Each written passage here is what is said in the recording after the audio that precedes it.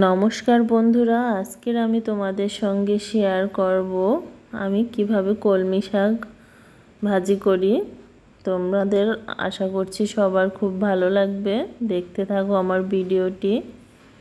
তো কলমি শাক রান্নার জন্য আমি এই প্যানটা গরম করে নিয়েছি। প্যানটা গরম করে এখানে সর্ষের তেল দিয়ে দিচ্ছি। 2 টেবিল চামচের মতো আমি সরিষার তেল নিয়ে এটাকে ভালো করে গরম করে নিয়ে এর ভিতরে আমি দিয়ে দিলাম রাঁধুনি, কয়েকটা গোটা রাঁধুনি দিয়ে দিলাম। তোমরা এখানে চাইলে কালো জিরে অথবা সরিষা ব্যবহার করতে পারো। আর দিয়ে দিলাম একটা শুকনো লঙ্কা।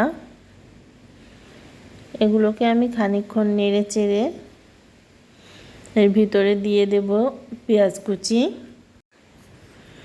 তো পেঁয়াজ কুচিটা দিয়ে আমি অনেকক্ষণ একটু ভেজে নেব, 2-3 মিনিটের মতো, যাতে বাদামি কালারটা হয়। চুলাটা মিডিয়াম আঁচে রেখে পেঁয়াজটাকে ভাজি করছি আমি। তো এটা দেখো বাদামি কালার হয়ে এসেছে। এখন এর ভিতরে আমি অ্যাড করব একটা রসুনটাকে আমি থেতো করে নিয়েছি। রসুনটাকে একটু পরে না দিলে পেঁয়াজের সঙ্গে দিলে রসুনটা পুড়ে যায়, সেজন্য আমি পরে দিয়েছি।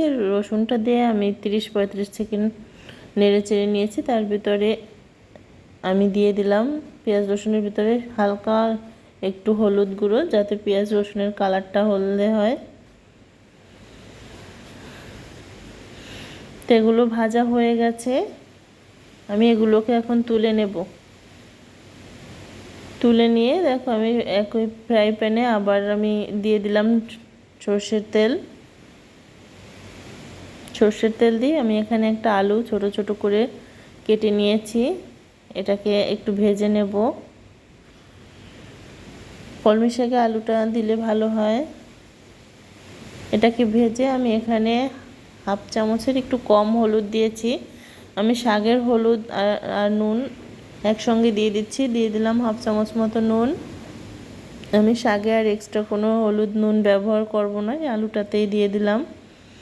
তো আলুটাকে এভাবে আমি এখন একটু ভেজে নিচ্ছি। দেখো এটা ভাজা ভাজা হয়ে আসছে।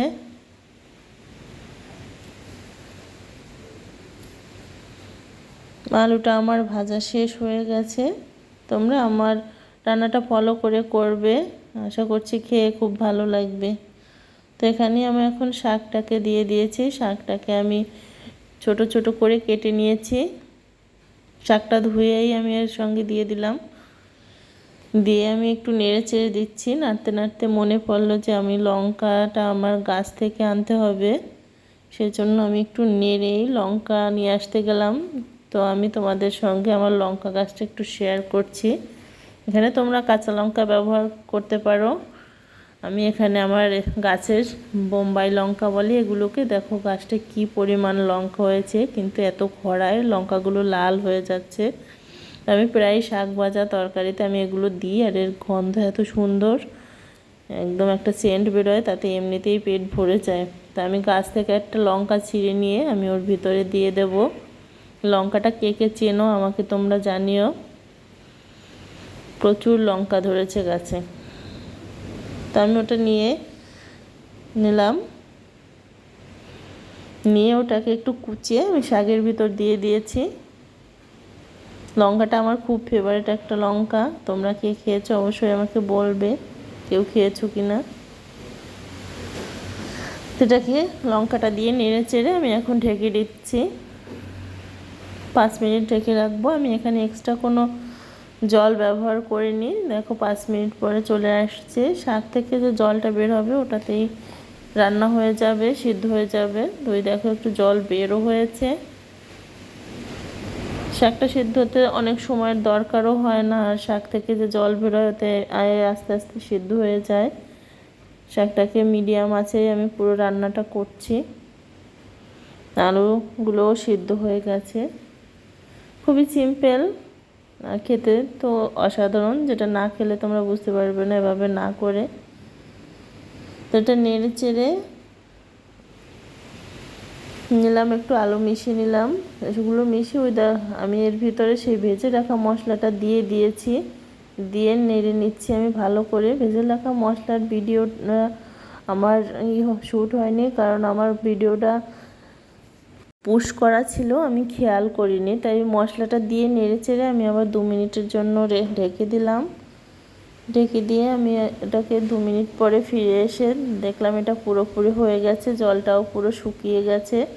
ভাজা মশলাটা এরকম শেষের দিকে ব্যবহার করলে খুব ভালো হয়, একটা ঘ্রাণ থেকে যায় ভাজা মশলার, যার জন্য খেতে অনেক টেস্ট হয়।